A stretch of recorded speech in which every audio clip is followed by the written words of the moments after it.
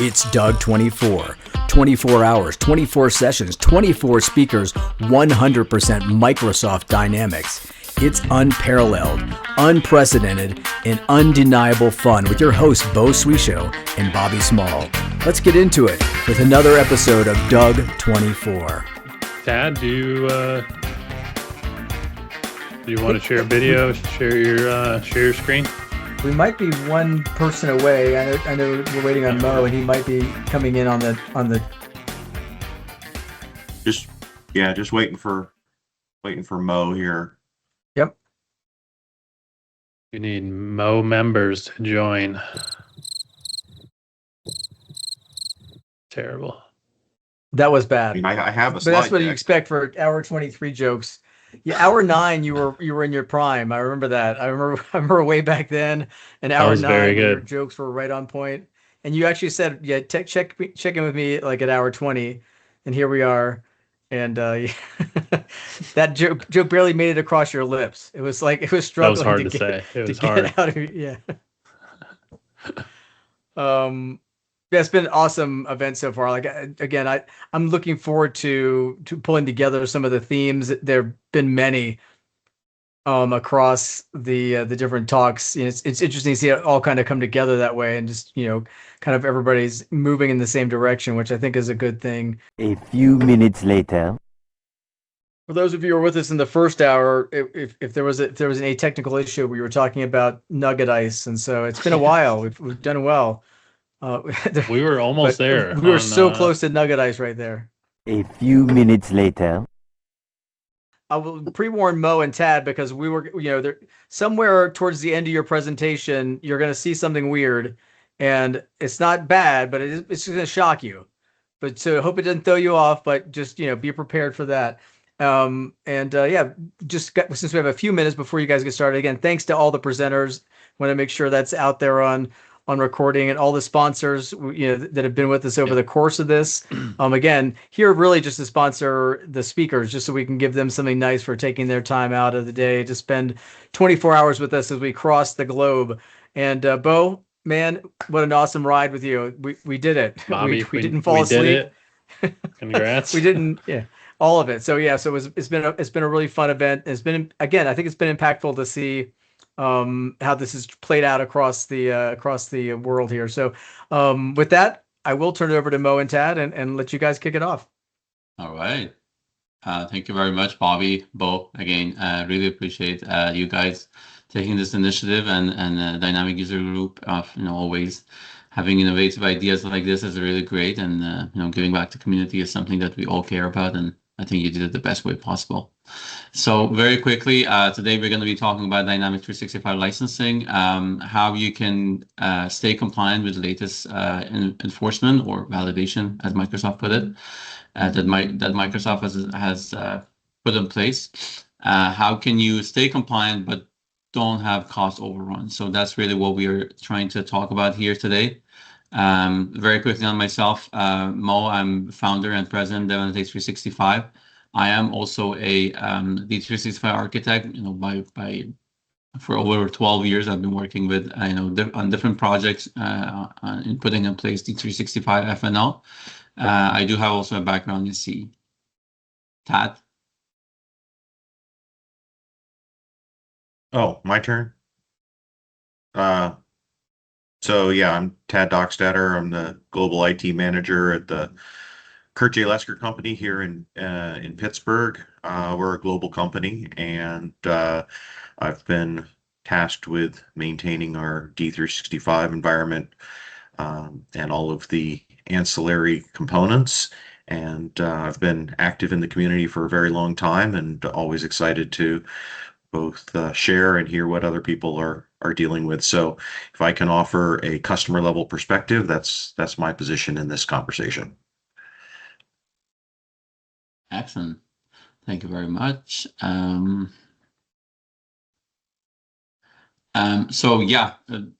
already did the intro. I had to fill out this slide. So what I do for fun, I am passionate about selling.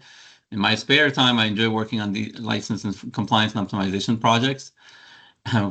that's really what we have been focusing on, or me personally, I've been focusing on in the past year since Microsoft they started the enforcement. We have done over in our company, we have done over 10 licensing optimization projects, project at different scales. And really the all the information we are presenting today during this presentation would be a summary of everything that I have learned throughout all these projects. A fun fact about me, I just became a dad. You see the little guy there. He has been keeping us pretty busy in the past 4 months. And the photo you're seeing here was actually taken last night at 7 p.m. He just turned 4 months old, so really a big joy in our life, and yeah, a feeling I cannot even share how good and how amazing it is. Thank you, everyone. So there's my blurb up there. I don't have any pictures of my soon to be 21-year-old son up there, but been through that journey, Mo, and you're in for a treat. Excellent, thank you. Anything else you would like to talk about here?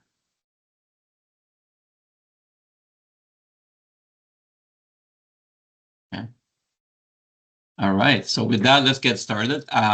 First, we're going to talk about what is going on with licensing, how a lot of companies ended up being extremely surprised by the announcement from Microsoft.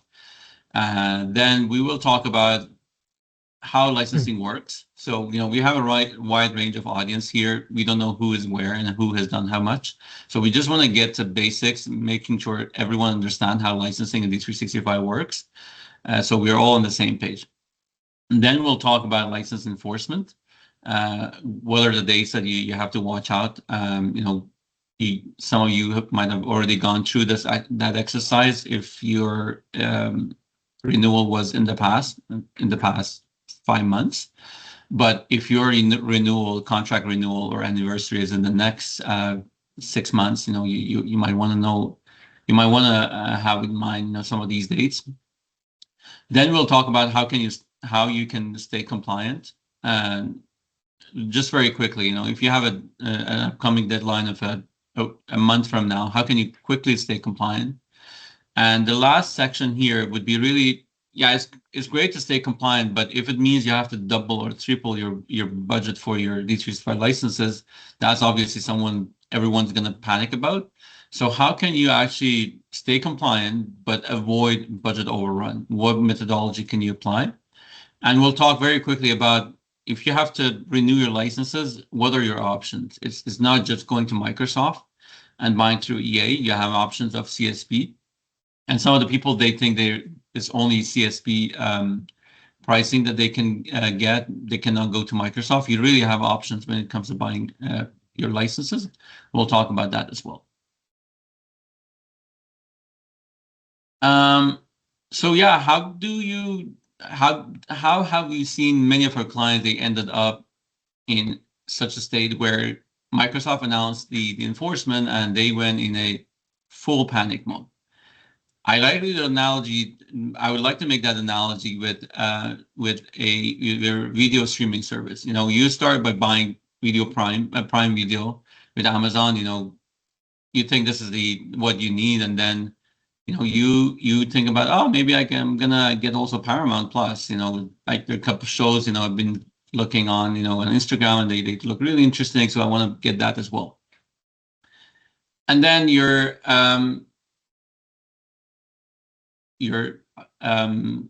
significant other or someone in the family wants to buy BritBox. So if you want to see some of these British movies, which shows you that's the one you have to buy. And then someone started in the family, said, hey, I really need to buy this other one where there's a show that I can watch. So the list goes on and goes on like that. You want to get Crave, you want to get Netflix, you want to get Disney Plus for your little one. So it starts really piling up, and you end up after just a few years with 6 accounts, unlimited devices, and you're just paying 5-6 times more than what you really need. That is exactly what we see happening across the board. with a lot of our clients, where they started by, hey, I need this, and then someone says, hey, I need to do this little thing in the finance module. So let's add a security role in that module. And then, hey, by the way, I want to run that report. So let's add that other role to this user. So we ended up having, a lot of our clients ended up having so many different security roles assigned to one person, and they literally use like 10% of it. And once Microsoft say, hey, you know what, we are going to be looking at your security roles, and we're going to making sure that you're having the right licenses for the right user. Yeah, you're going to pay for all those additional security roles you have assigned to that person. We started looking at, oh wow, why are we having so many users consuming a full license or consuming a full license plus 2 attached? So that's what we really want to prevent, where you only want to have your users having one security role, the one that they need, or only limited security roles that they need. So the result of all that license creep and compliance is that you have your license counts and you have your user counts. You actually have much less license counts than the number of users that you're currently having in your production. Some people go unable, they no longer work with the company, or they change their role, their licenses, their role didn't change. That obviously not only creates licensing cost issues, but also it creates SOD compliance, and that person might not have to have those roles. User permissions are no longer compatible with what their license permissions they allow us to do. So they can do, the user wants to have much more or much less than what the licenses that he has assigned can do. And then finally, Microsoft come in with a compliance check. You're not compliant, and that creates a whole new, it's a set of problems. And finally, users, the result of all that is that users have licenses that they don't need, or they don't have licenses that they need. So this is really what we end up, and what we know, a lot of scenarios we have seen, people coming to us for help. We have seen all these problems across the board. And the purpose of this presentation is really to see how you can get to know what these problems are and how you can possibly solve them in your organization. Before we go too deep, as I said, we're just going to do a very quick overview of how licensing works. This is just to bring everyone to the same page. In case you know this, I'm going to go a little slightly quicker than what we present this to other people, but it's good to know that we are all on the same page. So number one, when we talk about the enforcement from Microsoft, this only applies to user licenses. And this is the deep dive we're going to do today. So what are the user licenses? There are 2 different types inside that category.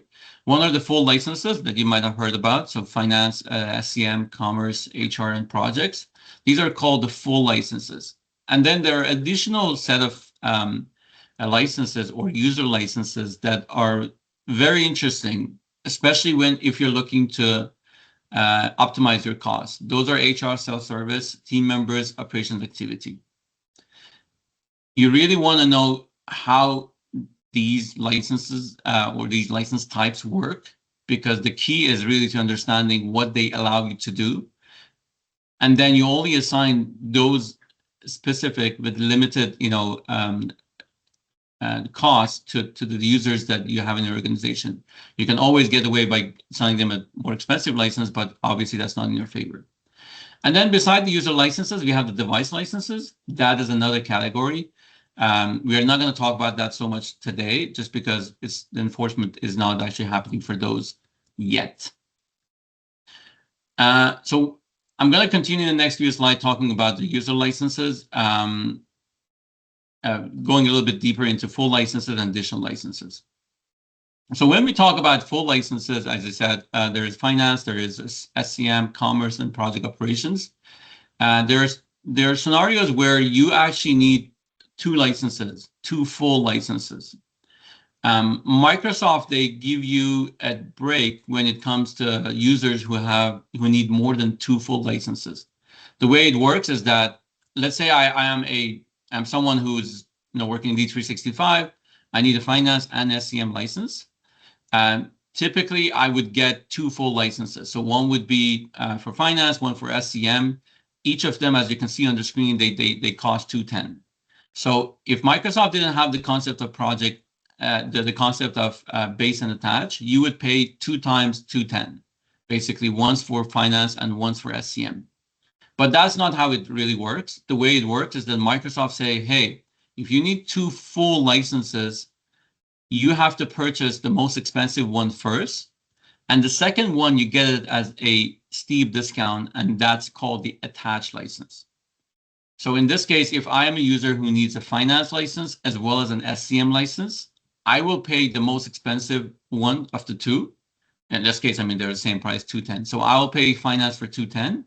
And then for the SCM one, I will pay an attached license, which only costs $30.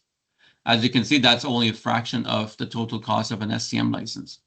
So really, base and attached license is the concept of if you or your users need more than 1 full license, and I really emphasize on that full license, you would get one of those full licenses as base. The rest of them will be attached.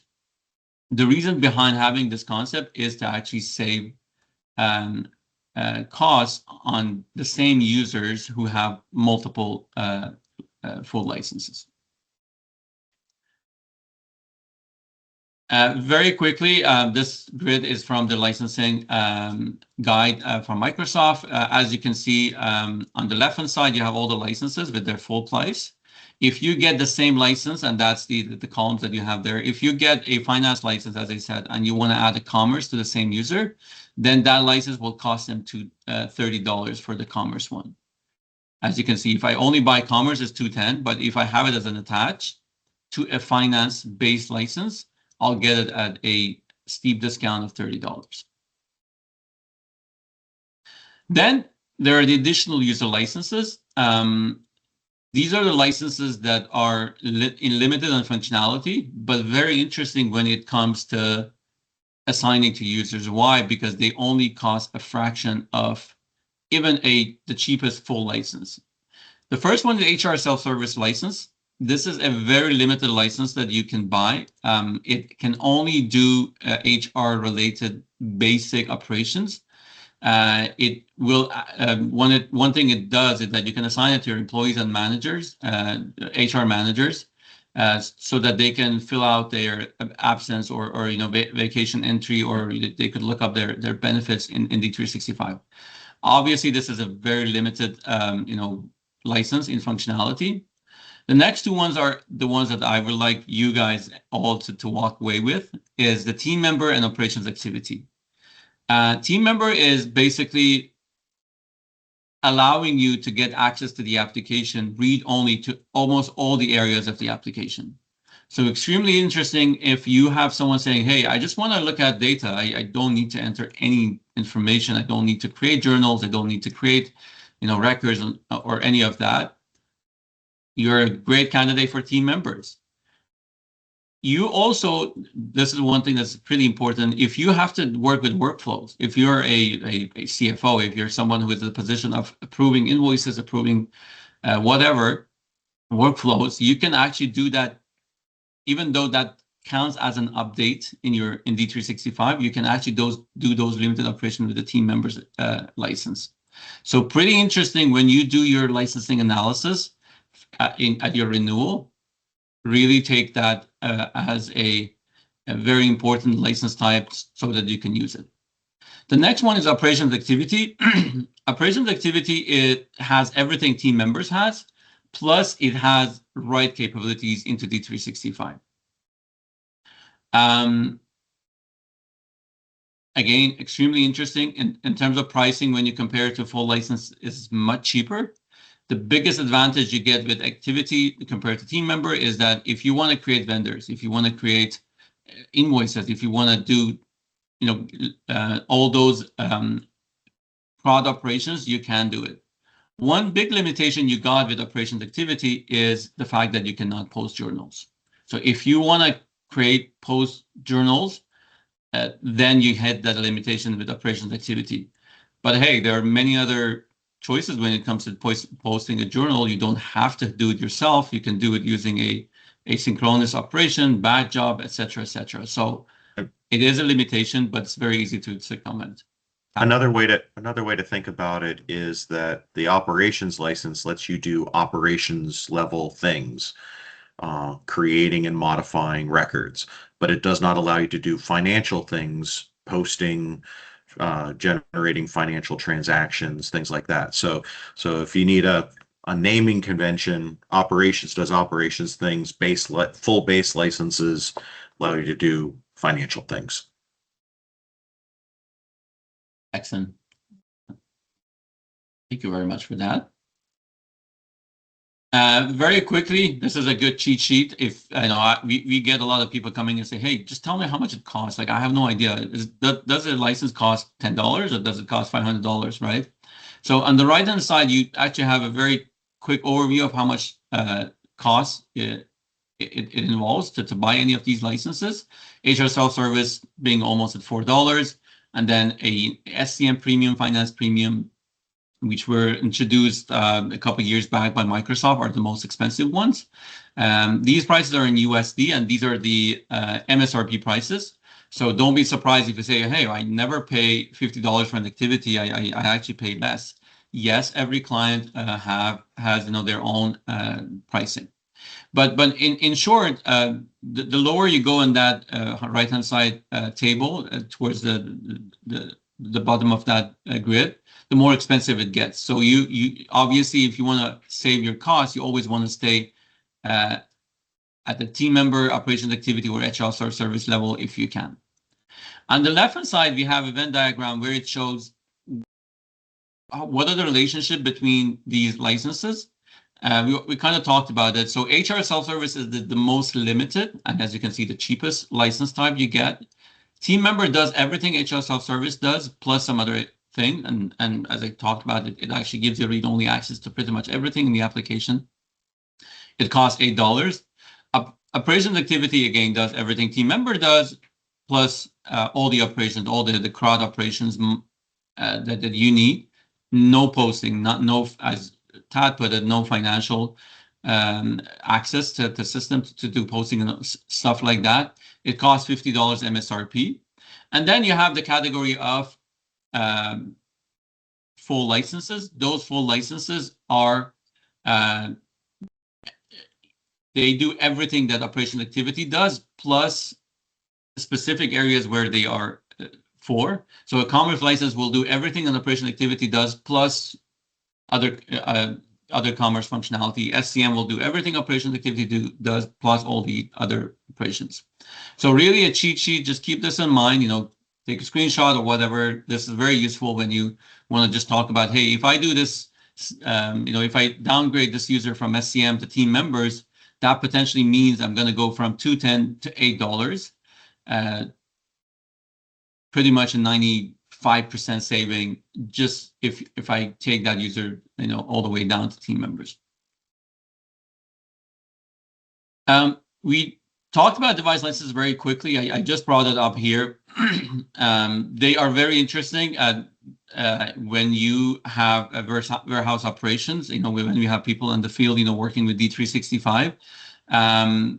Instead of buying multiple user licenses for people who are working on the warehouse floor or in the production floor, you actually get to buy one license, assign it to that license, and have different workers logging into that same device.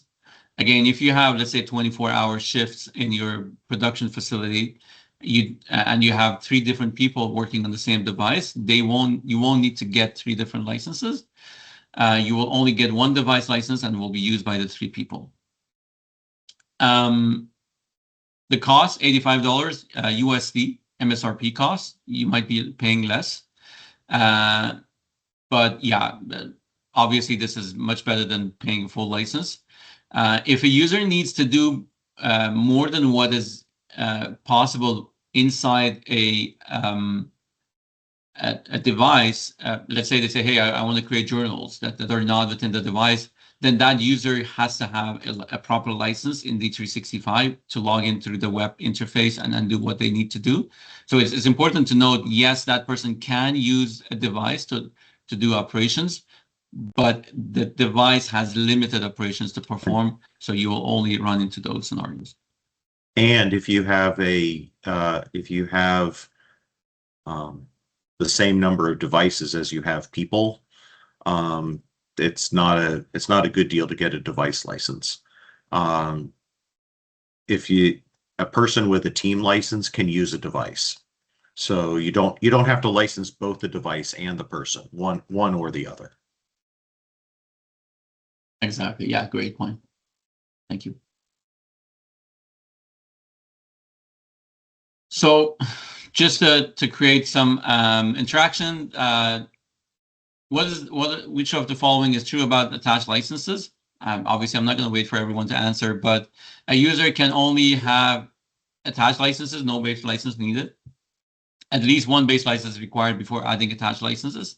C, attached licenses can be shared between users, and D, attached licenses include more features than base licenses. I give everyone 10 seconds to think about this. Oh, I jumped the gun. So yeah, the right choice is is B. You do need at least one base license before you can attach. You can actually talk about attached licenses. You cannot just add an attached license to someone. I know some people, obviously not with a lot of information on license, they say, hey, an attached license is much cheaper, so why don't I just attach a $30 license to my user instead of signing a base? So that's not definitely possible. You cannot share attached licenses between users. It's not like a device license that can be shared between users. Attached license, they don't necessarily have more features than base licenses.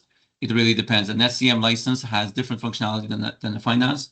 So it does have additional, but it's also missing some permissions and features that the finance one has.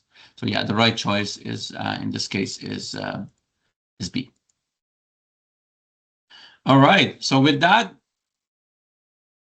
basic context, presented to you guys, the next few slides is going to be about what's enforcement, why it's affecting you, why you care about it. License enforcement timeline. This is happening as of February this year, February 1st, where Microsoft said every client going forward, they will have their licenses, their license enforcement ready for them and effective for them as of their renewal date. So what it means for you is that if you have your renewal at any given date in the future, Microsoft will only allow users who have the right licenses assigned to them in Microsoft Admin Center to log into your app to D365 after that date. So if you have a renewal of, let's say, September 1st, September 1st plus 15 days. If you don't have the right licenses on September 15th, for all your users, those users who do not have the right license will get a logging access issue as of September 15th. So what you want to look at, really watch out for here, is that find your renewal date for your contract, or if you have your contract 5 years from now or 3 years from now, your anniversary date. That is the date when you signed the contract originally. Find that date and make sure you stay compliant before that date arrives. What Microsoft are going to do is they're going to also take that date.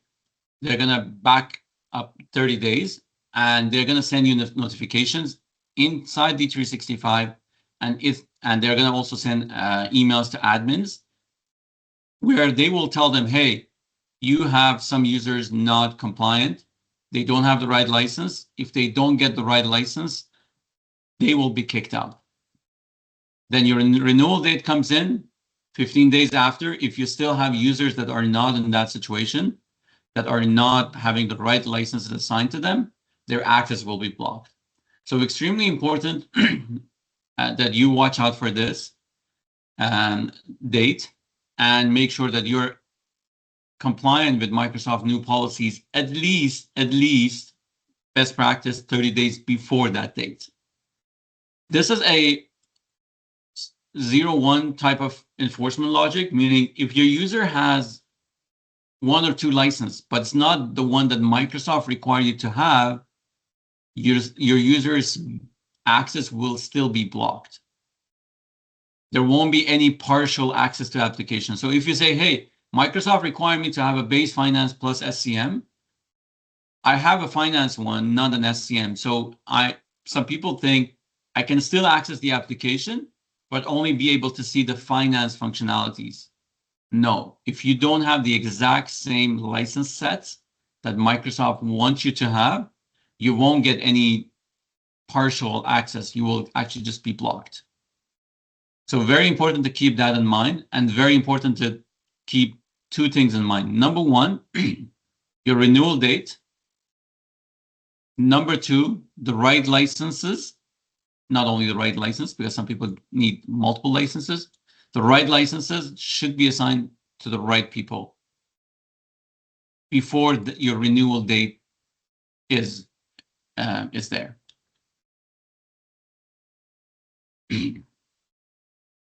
There are some exceptions to this rule, not for all users and not for all roles. You have this enforcement happening.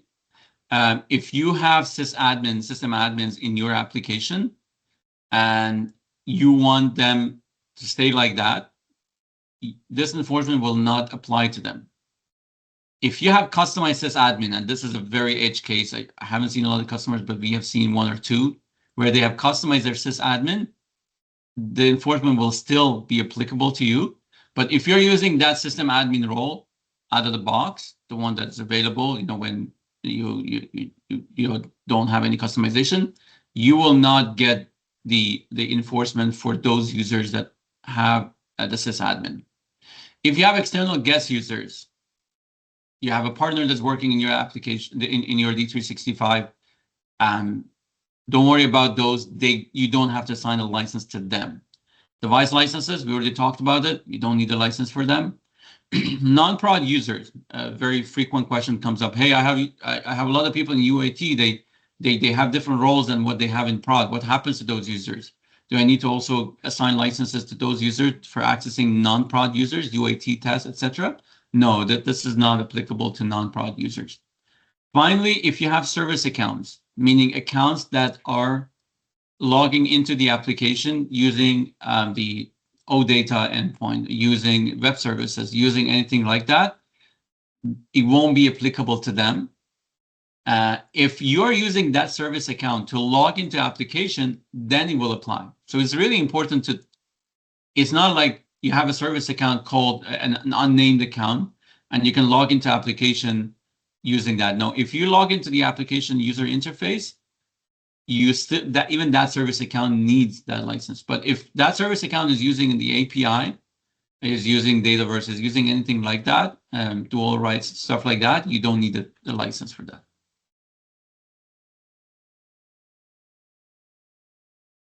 I'm going to go a little bit quicker. So this section here, we're going to talk about, okay, now you know your date, you know what the logic of enforcement is. How can you stay compliant very quickly? And I want to really put emphasis on staying compliant very quickly, because yeah, it's easy to stay compliant if you buy a lot of licenses. But most of the time we want to stay compliant and we don't want to have our budget tripled, right? Or doubled or anything like that. So what you will do if you just want to stay compliant and you haven't, you think you have the right number of licenses, is that number one, you want to get how many licenses I need, right? You need a report where it says, hey, all these users, they need these licenses and they don't have them today. So in order to get that information, you will go to PPAC, Power Platform Admin Center, or LCS. there is a report called license user report.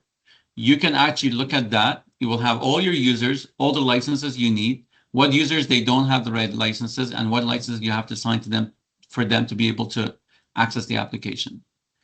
You'll click on that unlicensed users, unlicensed unassigned licenses, and they'll give you all the users that don't have the right license. Then what you would have to do there is that, do I have a license available to assign to that user? If that is the case, great. Just get that license, assign it to that user using Microsoft Admin Center. So from PPAC, you download that, you look at that report, you find your unassigned user with unassigned licenses, and then you'll go to Microsoft Admin Center and we'll assign it. We'll assign that license to them. Obviously, if you don't have the required licenses, you have to purchase them.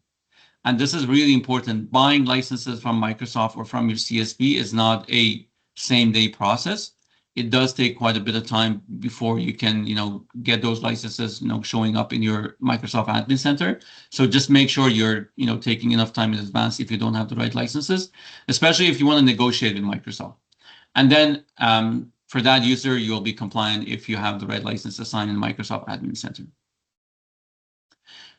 Very quickly, we talked about PPAC. This is the first place you will go to find out how many total users you have in your application that require a license, how many of them are unlicensed, and how many of them are under license.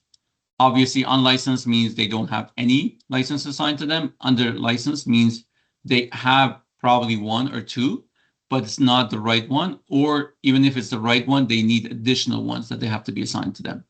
So if you click on any of these view details, you will actually get a report like the one we show here.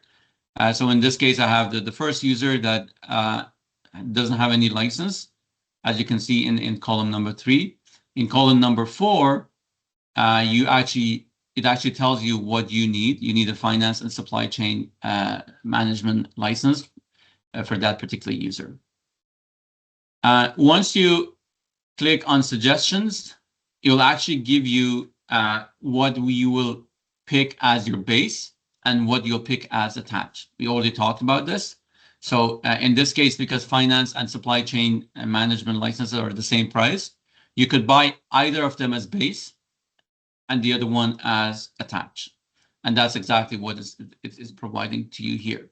So for this user, I know that I can do either of these. Let's say I decide to do finance base and supply chain management as attached. I will go ahead to my Microsoft Admin Center. So this is no longer the PPAC Power Platform Admin Center. This is Microsoft Admin Center. I can locate that user. I can go to his or her license and apps, pick those two licenses. In this case, you see finance and project operations, and just assign those licenses. I'm compliant for that user at this point. If you ever, and this is something we've run into quite often, if you don't have access to your PPAC as an admin, again, it happens very often because that PPAC admin is a pretty strong role, and a lot of security teams, they try not to assign that to you. You can actually use LCS to look into the same report. And again, thanks to Microsoft, they thought about this option. It will actually give you the exact same report that PPAC gives you, and then you can find out what are the missing licenses for your users. As part of this enforcement, Microsoft, they also introduced a module in D365. They called it User Security Governance. Really big shout out to Microsoft. This was extremely useful, and the fact that they thought about providing all this information to users before they actually put this enforcement in place was really, really appreciated by a lot of people in the community. So basically what this will allow you will give you very granular access for you to analyze who is assigned which license, why they are assigned that license, what my role needs as SCM license and not an operations activity license. What are the objects that require a given role or a given user to actually have a base license, right? I want this user. I think this user, all this user does is read operations in D365, why it's telling me that I need finance. So really, that is what this user security governance provides. There are some other features we'll talk about. But yeah, I mean, in this particular example, you know that roles derive licenses, and you want to find out why that particular role I have, inventory accountant clerk, has that supply chain management, license required. You could actually go in and look at that role and look at all the licenses on the SKU name column that can potentially satisfy that security roles requirement. You only, as you can see, there are two columns there. It shows all the objects that role requires, which of them are covered by which license. In this case, you can see that role, the role that's highlighted, all the objects are entitled with the supply chain management, and there is 0 not entitled object, meaning I can satisfy the licensing requirement for that role with the supply chain management. If you look at the same role, two rows below, you have team members. Team members can satisfy 675 objects. It actually gives you to 675 objects, but it will miss 72 objects that role provides to you. So you cannot get away with assigning a team member to a user who has this license. So extremely useful in doing any type of analysis between your security roles and the license that's required by them. Anything you'd like to add to this one? Just that we found that using that security governance view, most of the time what we're using it for is saying we want this role to be a certain license. And then we can go to that, we can sort by all of the entries that are not entitled, put all those not entitled entries at the top of the list, and then we can make decisions about whether or not those privileges and duties should be removed from the role to basically downgrade that role to a lower license. And that's made a huge difference in the number of licenses that we need on to meet all of our team members. Exactly. Employees, not team member licenses. Excellent. Thank you. So yeah, there are many other modules here. Obviously, we don't have time to go through them, but we highly invite all this, system admins to go in, security admins with our clients to go in, get familiarized with this, use it. There's a wealth of information. For example, this one here, it also allows you to do security analysis. I have Alicia, as you can see, I picked Alicia at the top. It will tell me what are the roles that Alicia needs. And then, who else is having the same role? So on the right-hand side, who else has the same role like Alicia? You'll actually list that one to me. Then if I pick that role, budget clerk, it will tell me what duties that role has, underneath. So it's really interesting in knowing who is in the same situation as Alicia. And if you want to do optimization, you will know that if I remove, let's say, any privileges or any permissions from budget clerk, it will not only affect Alicia, but it will also affect Brad and Molly and so on and so forth. So extremely useful. Again, we don't have much time to go over this. This is another feature within USG or user security governance. It's called security process role maintain. You can actually do task recorder recordings using task recorder, feed it to this page here, and then it will tell you if a user wants to perform those roles in that recording, what are the roles that are required for that user. So very interesting functionality. We highly recommend you use it. There are some caveats to using this. Some people say, hey, I want to recreate all my roles using these task recordings. Yeah, and no, we have had cases where, you know, it's not really optimal. Definitely ping me on LinkedIn or anywhere here, you know, to talk more about this. But it's a great functionality, but you cannot redesign your security roles from scratch using this. The next one is temporary role management. Very interesting when it comes to, hey, I want this guy to go in and do some changes in production only for this weekend because we have a new legal entity introduced in prod. Okay, you can just go ahead and assign a role just for that period of time, and then, you know, they will not be able to use that role going forward. Very interesting for your security teams, you know, requirements where they say, hey, you cannot assign a role like that. You need approval. Say, hey, I want to assign the role only for 2 days. So interesting functionality, very useful in some cases. So another question, again, just to create a little bit of interaction with you guys. You have your company CFO. They spend their time just sipping coffee, reviewing shiny dashboards, and occasionally, only occasionally, hitting the approve button to approve budget. What do you think is the smartest choice for their licenses? Operations activity, finance base, project operations attached, team member, or they don't need even a license at all. So again, this is someone who is going in, he only uses a workflow. He does write information back into D365.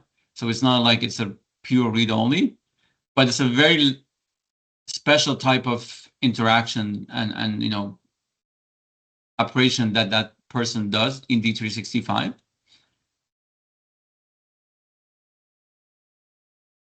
I give it 5 more seconds.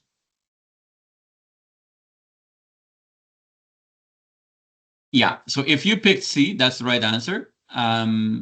Very importantly, I think this is a takeaway for a lot of people where they say, hey, he's a CFO or he is in charge of all operations, so he should have a full license. Not really. It's if all he's doing is approving workflows, you can actually get away with a team member license again at $8, as opposed to a finance. Let's say choice number B will cost you approximately $240 MSRP. So if they only need to look at dashboards, reports, and use workflows, approve workflows, all they need is really a team member, and that is the smarter choice in this case. All right, so we talked about how to stay compliant very quickly if you have the right licenses and if budget is not a concern. In almost no organization, budget is a concern. It's obviously not something we hear a lot about. We really want to see how we can stay compliant, but how you can avoid budget overrun. And in the next few slides, Tad and I will be talking about how you can be smartly compliant while keeping in mind your bottom line is pretty important to you. Tad? All right, so the biggest thing about being compliant is that you should not allow people to have access to more things than they need. Sometimes people say, well, I need access to everything. Well, we've pushed back on that in our organization and say, well, you don't really need access to everything. You don't need to do every action. You might need to be able to see a lot more information than other people, but you don't need to be able to initiate all the actions and initiate all the menu items in the system. So what we've done is we've started tiering our roles, creating new roles and creating tiers of roles between things that are view only, things that are create, and things that are financial transactions, similar to the team operations, and then a base license. And we've started assigning them to everything, but we've done that in the light of reviewing all of our business processes and making sure that we're very clear on what people should be doing, what people are not expected to do. And we've also looked at business processes where somebody downstream is compensating for the fact that somebody upstream didn't do their task, and making sure that we're making the right person in the organization do their tasks, so we don't have to have everybody doing everything. this right sizing of security roles, we're using some of the out of the box roles, but we're really trying to tweak them to what really works for our business. And that takes a lot of time. We've got a couple of business analysts looking at this on a regular basis and constantly calling into question, what have we been doing for many, many years? And asking the question, is that really necessary? Sometimes we have cases where somebody says, well, this person's my backup when I go on vacation. Well, just because they're your backup doesn't mean they need to have all the same security as you do. And so we've started using temporary access to give them this extra security role for the week that the other person's on vacation. And then that'll pop up in the licensing report and say this person needs this extra license. We give them the extra license, and then we take that license away a week later when they no longer need it. The other thing we're doing is we're automating a lot of administrative tasks. So sometimes we have buyers saying, well, I need to go and modify all the buyer groups. Like, well, why do you need to modify the buyer groups? They don't change all that often. So what we do instead is say, well, just send all of your group setting change requests to the help desk, and then those get routed to our business analyst team, and then the business analysts make the change as admins instead of giving everybody access to be able to modify all of those lower level group settings. Lots of view access. We're trying to be very open with our organization, saying lots of people in our organization can see a lot of stuff, so they can make good decisions, but they don't need to necessarily act on those decisions. So we've really promoted a lot more view access roles. We have to look at the PPAC reports sometimes every day, but generally we look at the PPAC reports whenever we either make a change to a role or we add or remove a user from the system, which happens on a regular basis. So constantly monitoring the PPAC reports and looking for over licensed and under licensed cases and making sure we catch that before somebody gets blocked from logging in. And then the last thing is we want to make sure that we are reducing the scope of a role through all the business process review before we go in and say we have to buy a license. If we go and buy a license just to make somebody compliant, that's a long-term commitment in cost. Now, there are a couple of options we'll talk about a little bit later. You can buy licenses on a CSP or an enterprise agreement or some volume agreement. They have different terms. CSP licenses are month to month or can be month to month, and the volume agreements are usually multi-year things. So you got to make sure if you're buying an extra license, buy it on the correct agreement so you can either keep it for the duration of your term, or you can downsize it again in a very short duration.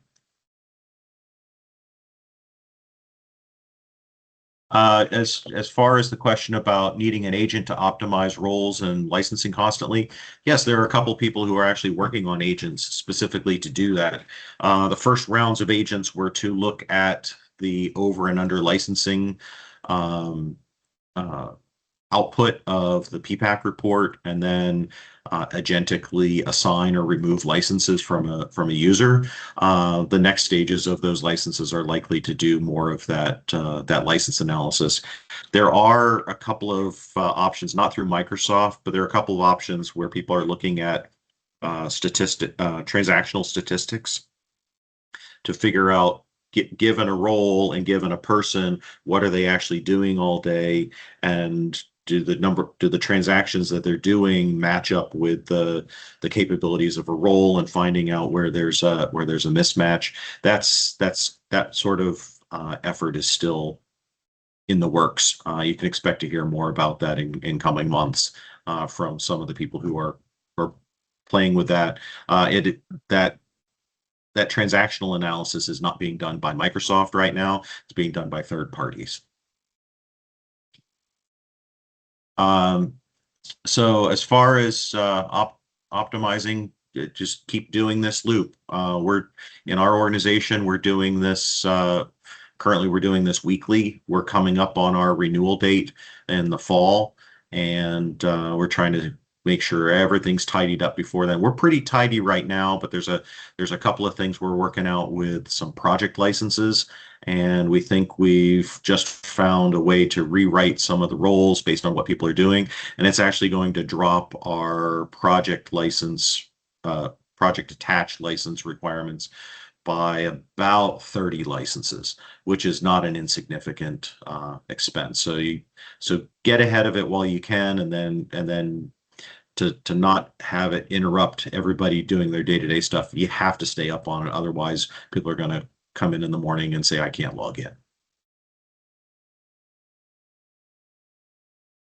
All right. Thank you. Yeah. Go ahead. Yeah, no, I just want to say it's very valuable, with the insights you're bringing in. We are a partner. We're working with a lot of clients, but obviously we are not the one who is feeling the pain. But yeah, having that perspective of all the issues you got and the pain you're experiencing is very valuable to share with the community. As for the agent, I think there are a couple ones being worked on. Don't expect any agent from Microsoft that optimizes your licenses, just because that would go against their whatever profit margins. But yeah, there are a couple agents that help with stuff, and then there's one agent that actually there are a couple of ISVs that help with optimizing usage, optimizing licenses based on actual usage by users. But you do need telemetry data enabled so that all that information is pumped out somewhere, so on a data lake or something, so you can see who is using what, and based on that you can adjust their roles. We have worked with a couple of customers where we enable the telemetry data. They're bringing data to App Insight, and from there they can know who has accessed the application, which page, etc. The problem with that is that you don't get granular information about, hey, I went on that sales order page, but what did I click? Did I just view that sales order, or did I add lines, or did I post it, or did I create an invoice for it? Did I post the invoice? There are a lot of things that are inside. So anyways, time check. Bobby, Beau, we're at 7:47 right now. Yeah, you got about 2 minutes left, 2.5 minutes left. Perfect. So I'm going to use two more slides. I'm going to use those 2 minutes for two more slides. So this is kind of what Tom talked about. At a high level, if you want to really optimize your licenses, this is what we have been doing with a lot of customers, where we really go in. Number one at the top is to really identify all the high impact roles. Those are the roles that are the most expensive and are assigned to the biggest number of users, right? By this time in the presentation, you should know that security roles derive licenses. So you want to get those high impact roles. You want to do analysis. You want to find, you want to do proper documentation and finding of your recommendation of everything that is causing, additional licenses that are not needed. Make sure you always validate with your end users. That's what we do with our clients, where we go in and have a session with our clients saying, hey, these are all the changes that if we do, your user is going to be suddenly $150 less expensive per month. That's approximately $2,000 a year just for one user. So, imagine if you have 2,000 users, that's one client we work with. We made significant in millions. The saving they did was in millions per year, because they properly, did all the, we did all the security analysis and all that. So this, we call it the first phase, when you come up with all the recommendation. And the second phase of our, when we do things, is really to go in and do those changes. So make sure first you identify all the changes you want to do before building them. Once you build them, obviously you want to do UAT and then, deploying them to prod. One last thing here, changing things in production for your roles can be significantly risky, because one role could be assigned to so many people. One duty could be assigned to so many people, or even a privilege, right? So if you make any changes and you deploy them to your production, make sure you always keep the old privilege, role, duty, whatever, keep that don't get rid of it before deployment, just because if you want to do a rollback, something went wrong, you want to do a rollback, you can actually easily do a rollback if the role already, your old role already exists. If you just get rid of it, it'll create a lot of noise. So that is on that one. I'm gonna skip over this one. Oh, yeah, licensing options. We talked about this, Todd. I think you talked about it very briefly. When it comes to purchasing licenses, you can go to Microsoft and buy it. There are only 3-year and 5-year plans from Microsoft. They are yearly review for true up. You cannot true down. If you sign into a 3-year agreement, you cannot true down. When it comes to CSPs, you can buy from any partner, almost any partner that has that CSP title. They are much more flexible. You can buy monthly, yearly. So if you have an upcoming deadline next month, you don't know what to do, you don't want to bind into a 5-year agreement, go to a CSP, buy monthly licenses, do your due diligence, optimize your licenses, and you will eventually be able to, convert all those to yearly if you want. So we're using CSP licenses for interns. Interns come for the summer and then they go.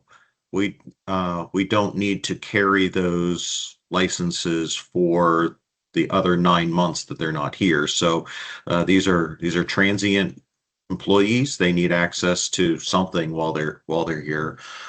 So the CSP allows us to ebb and flow over time as those people come and go, but then we continue to have our baseline on the better pricing under the longer term agreements.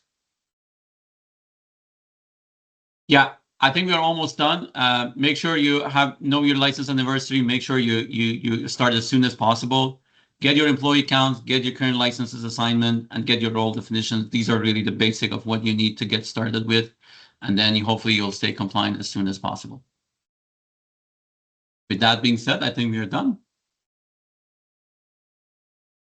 Great job. Thank you very Let's much, go. everyone. Thank you, Bobby and Beau. Yeah, Great job, great, Mo. great job, work, Tad. great work.